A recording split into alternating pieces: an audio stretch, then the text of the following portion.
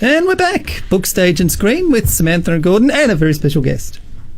Would you like to introduce our special guest, Samantha? Kylie Symons. God, I got it right first time. Right. Oh, Kylie Symons. Beautiful. Thank you. Welcome. No problem. Thanks for having me. Oh, and to your local radio station as well. You're a local girl. I know. I am, well, local-ish. Yeah. Not originally from here, but No. yeah, but local now. So, yeah. Beautiful.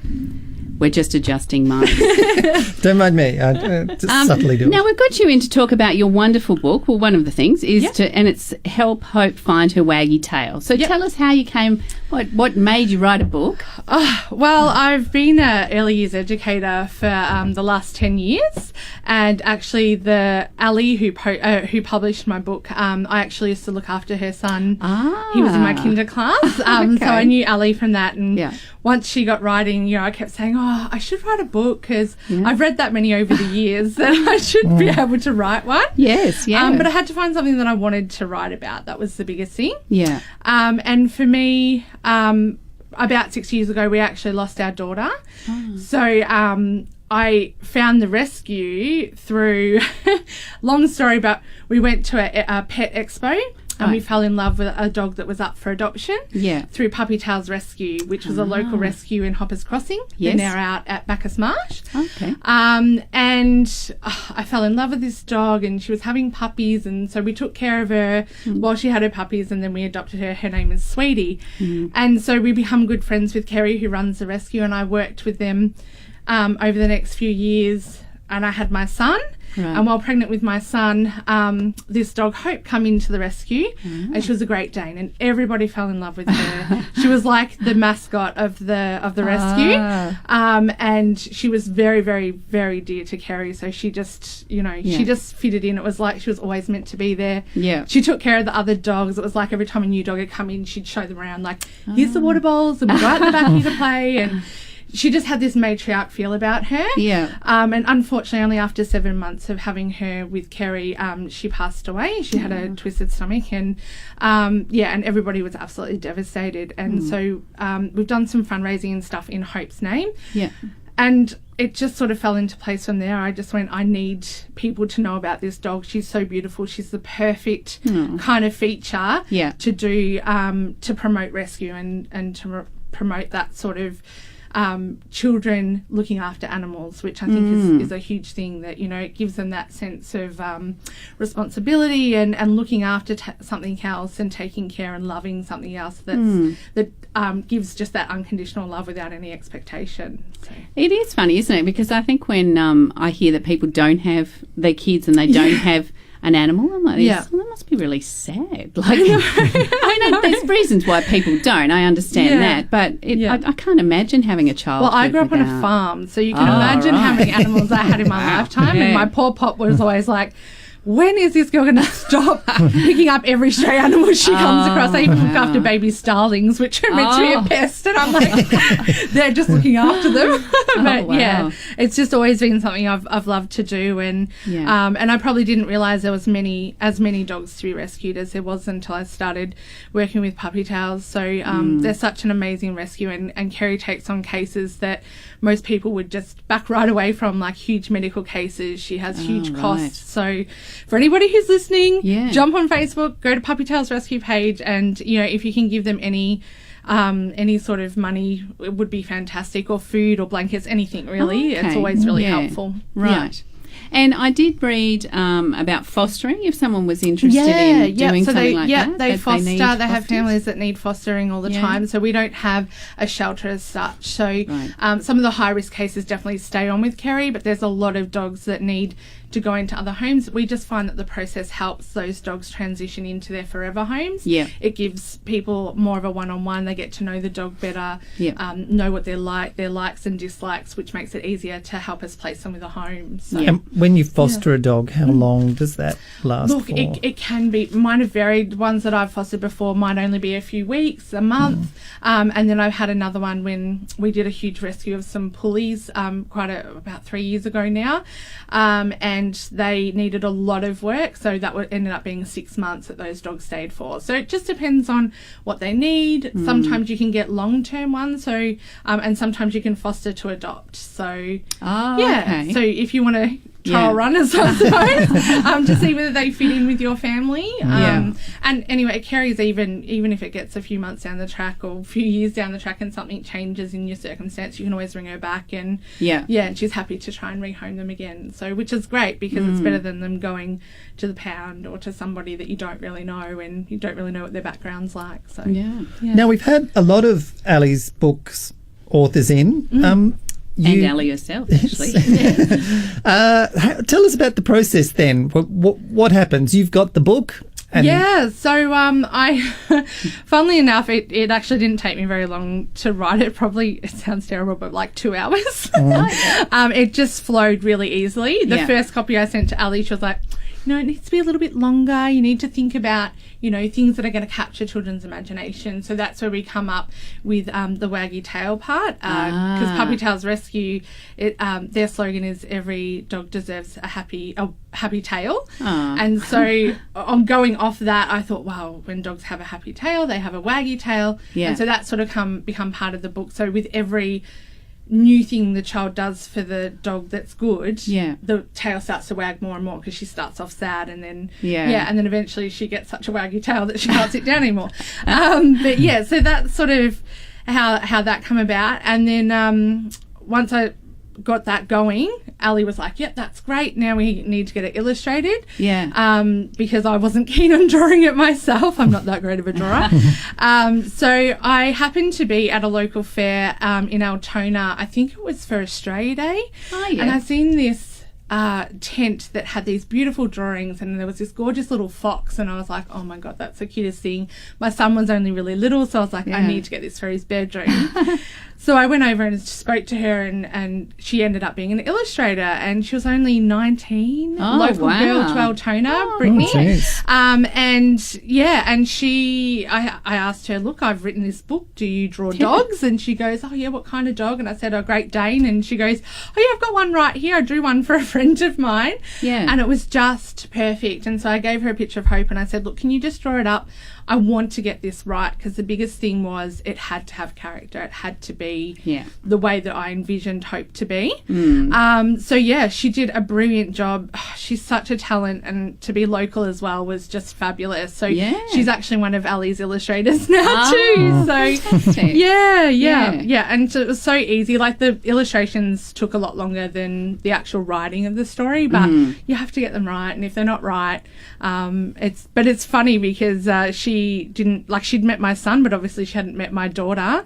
And my daughter actually had red hair. And in the book, when she draws the girl older and the boy younger, and she has red hair and he has blonde hair, which are like my children. So it was like just meant to be. Nice, but she didn't even know that. So it was just a nice little touch. The illustrations are excellent. They're fantastic. It's not amateur hour. She's wonderful. She's great. She could be doing Disney. It's fantastic. That's it. She's just amazing. So, and to be so young and so talented. Only 19. I can't. Good. She's going to be amazing. I'm sure she's going to do a lot more books. Oh, beautiful. Now, also, sorry, I'm looking through this. She's just happily reading away. You could just talk amongst yourself. No, you've got here, which is also good, and this is probably coming from your teaching background, is it? Yeah, correct. So there's notes for teachers. So for books like this also, because kids do ask questions about what happens to dogs if they don't get a home, and I mean, nobody really wants to talk about a death of a pet or anything like that. Not that you're touching on this here, but it's talking about how you can go through the book or before you read the book and then after and even going further. So that's great. So I have a friend who's a school teacher as well. Her name is Emily, and she's actually from my hometown. And I said to her, look, I really want to put notes in the back for teachers. I can do notes for, early years education, but don't really know that much about primary school. I'm sure it's not that different, but I just wanted a teacher's perspective as well. So she wrote the notes for me, and they were fabulous. They were exactly what I wanted them to be. So because I just think, you know, we have sort of curriculums and we need to follow those, and it's always good to have something to kind of help you lead on into the next thing. And I just think that's such an important issue, and if we can teach children at such a young age about rescuing and looking after animals, and that it's a responsibility for a lifetime. It's not just for the few months that they're puppies. Yes. That it's for the rest of your life, and that's your responsibility. Then hopefully we won't need as many rescues as we need right now. So and hopefully we can stamp out backyard breeding and puppy farms and all of those horrible things which, you know, we've all seen, and I've probably seen a little bit more being in rescue. So it's devastating, and I never want dogs to have to go through that. So if we can teach children right off the bat, then hopefully that means as they get older they'll have those same values as well. And I think also change also sometimes comes from below, like from children. So if they read this and then mum and dad say, oh, we're thinking of getting a dog, and they're like, well, why don't we get a rescue dog? Yeah, well, my cousin, his name's Jack, and he got this for Christmas the first year that it came out, and he read it, and he said to his mum, you know, he was so sad. He was just so sad that there were dogs out there that weren't being taken care of, and that people didn't care about them, and that they did horrible things to them. And so he's been really active, and they actually got a puppy not long after that, and he's just been, oh my God, like he's so good with it. But he, you know, that's something that has stayed with him, and he's become an animal lover, and like he always loved animals anyway, but I think it's just sort of kept him going even a little bit more. So which is lovely. It's lovely. Well, psychologists have studied and come up with things that do help your child in future life. One of the big ones is reading. Yes. Which you've got covered. But also owning a pet and having a pet as a responsibility. Those two things are quite important. Yeah. And I have like a number one fan. Her little name is Charlie, and she's I think she's about 4 or 5 now. And she takes the book everywhere with her, and she reads it all the time, and she sent me videos of her reading it, and it's just beautiful. But she took it with her to stay at her grandparents' place and left it behind. I was devastated, and they don't live close by, so she was like freaking out. Her mum called me, and she's like, oh my God. So I got another one signed and sent to her so that she could keep reading it. But, you know, it's those kind of things that make me go, oh, I really want to write another one. Because it's amazing to see it touch little children and make them think about stuff. So what is the next one? Is it about cats or? Oh, look, I'm not a big fan of cats. I'm sure they're lovely too, but I'd like to go on and probably write a few different character ones with dogs. At the moment, I'm kind of working on one that touches more on music, because I've just gone back to working in a kinder, and I've done a music program with them.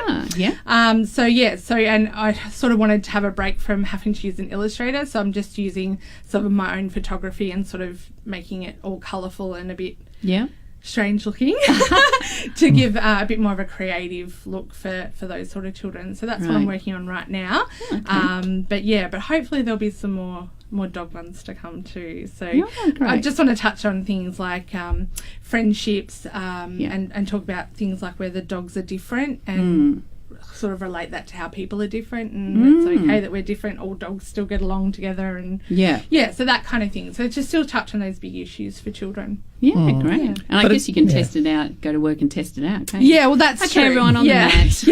Well, everyone at Kinder at the moment is writing books, and I mean, you know, it's something that our Kinder does every year anyway, but they thought it was pretty cool that I have actually written one myself. Well, we have spoken to a few authors who are in the real world, teachers by profession. It's quite a nice little parallel. Yeah, I think we're all kind of a little bit nuts. So we're driven nuts. Driven and creative, and you kind of have to be all of those things when you work with children, because you can't just be one thing, or else they get way too bored. So you have to have quite a sparky personality. So I think that helps us to be probably a little bit more creative. And plus you read so much yourself that you're kind of like, I could totally do this. And so what do you like to read? I read pretty much anything and everything. I've always been a really big reader, and my son is too, because from the time I was born with him, I always read to him, and it's something we do every night before bed. Usually I have to fight him about how many we're reading because he would read like 5 or 10.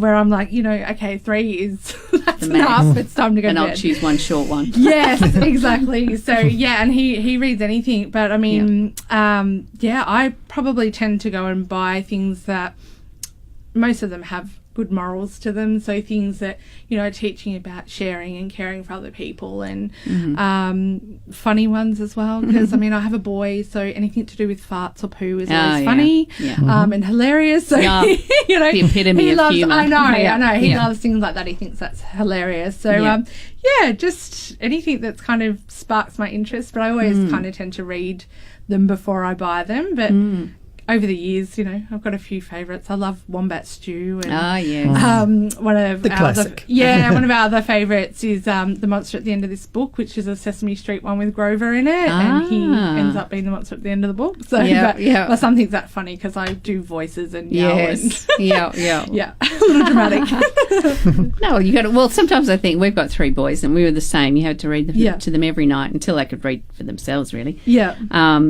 But it also gives you that connection. I think with, well, I mean, I don't know because I don't have girls, but with boys, it's just energy all day. Yes. And it's a good way to wind down, I always found. Yes, definitely. Sort of, I mean, with any child you want routine, but with boys when it's and you're like this, okay, we're just doing reading, and then it's good night, Irene. Yes, you need to go to sleep. Yeah, they do definitely need that quiet time. And I know my son now, he's almost 3, and there's sometimes where I say, just lay down while Mummy's reading, and he's like just trying to sit up in bed so that I can't and he won't fall asleep, so but it definitely winds that time down, and he knows that that's bedtime then after stories. So and you kind of think like ours are spaced out a bit, so you think, oh my god, am I going to be reading books for the next 20 years? Now that they don't want it, you're like this, I know, anybody want Mama to read a book? No. Can I get out of my bedroom?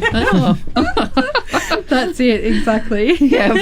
And this is a book. It's not an e-book, so the kids can hold it in their hands. It is a book. How do they get their hands on it, though? Where is it available? So my Facebook page, you can message me directly if you want it signed, because I will sign them and send them out. Otherwise, you can go to Ali's Books as well. I'm a featured author on her website, and so you can order it through the website as well. But if you want that personal touch with a little signature on it and a little message to whoever you're buying it for, then definitely just message me on Facebook and I can get back to you. Now, you're also multi-talent. Do you have a blog? I do have a blog. Yes. I only started that a few months ago. Way too much time. What's the blog about? Well, just being a mum for the last couple of years, it's such a change from being a teacher, because, there's a whole lot of emotions that come along with having children. It's much easier for me to gather a group of 30 children and keep them under control than it is to keep my one child under control. And that's just, I think I put it down to the fact that I'm his mum and I worry about him, and and there's more emotion in it. But they also ignore their own parent rather than another adult. True, they listen to another adult. That is very true. But they don't listen to the mother. But anyway. Yeah.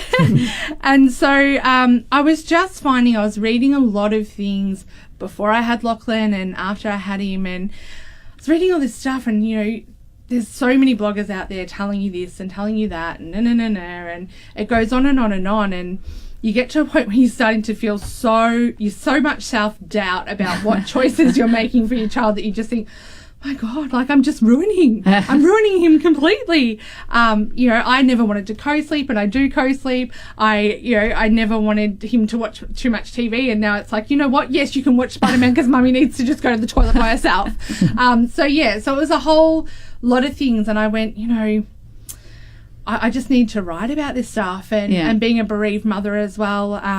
I could see how much that's starting to come in the limelight now, and people are talking about it more, and I just thought I need to jump on this, and I need to show people that it's completely fine for us to miss our children and talk about them, and that we're not weird, and it doesn't matter if we have a mantle at home with photos and all sorts of beautiful things for our children.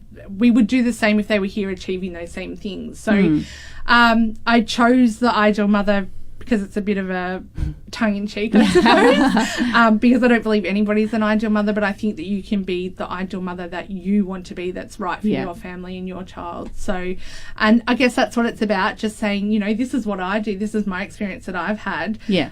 It's okay if things fall apart, and it's okay if things don't go the way that you plan, and maybe try this and see what you think about that, and give me feedback and let me know. I'm happy to investigate other things for you. And I've spent 10 years talking to parents day in and day out and giving advice at certain times, and my advice has definitely changed after having children, because I was like, oh yeah, I totally know everything, and I'm going to do this and this and this, and then it became reality, and he was born 4 weeks early and he was really tiny, and so it just changed everything. And I was like, okay, this, all these things don't really work. So so that was my idea behind the blog.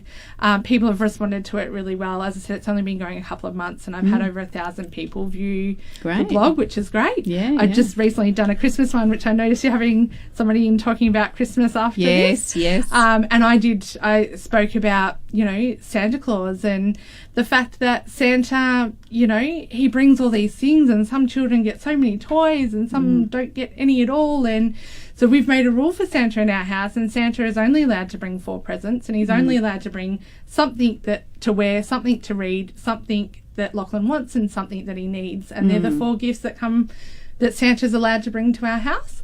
And so that, hopefully that takes off and all children will get the same amount from Santa. And then if Lachlan wants anything bigger than that, he has to ask Mummy and Daddy for Christmas, or Nanny or Poppy or whoever. Because, I think it's terrible if children feel like Santa Claus loves somebody else more than them. And I'm just like, it's a hard one, isn't it? Yes. And then we do a 5th gift, which is a gift to a stranger. So that's usually to a charity or to somebody else, or if we can't afford to buy something, then we do something. So we go and serve soup at a soup kitchen, or we go and see a stranger struggling with shopping, and we ask them if we can help them. Just something simple that can be a gift to somebody else. So so that's the kind of things that I've been talking about so far. They're great lessons. And certainly, do you talk about that at the kinder?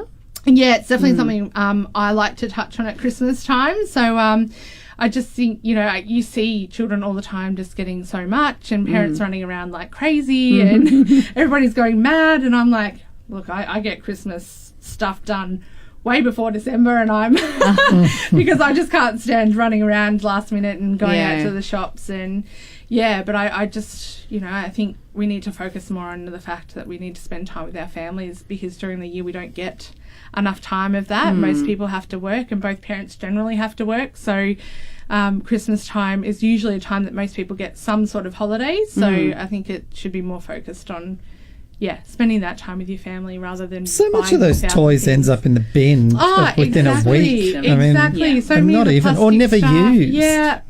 Like I go through Lachlan's stuff all the time and just sneakily take a few things every now and again. He doesn't even notice, and I'm not one. I try and encourage people who are buying him stuff to buy books or clothes, or books are a good one. Little toys, but things like blocks or things that he has to actually think about to use and can serve many purposes, rather than just, oh yes, this is a car that flashes. Excellent. I mean, they'll have that, but we found that our boys liked. Well, I found this books that have their name in it. Yes. Yeah, which is, it doesn't have to be, which, requires a bit of searching on Amazon. Repository, got to say. And some that you order and get, this, really? That's terrible. I know. But, that I always found that good, because generally children like to hear about themselves. So, and there's so many local authors too. Like, it's always good to just jump online. Things like going to Ali's books, you'll find a lot of us are quite local, or if not, a lot of the times you can get books that are written to your child, so there might be like a blurb in the front that is written directly to them, and they do love that, because I did that sort of with the back of the book.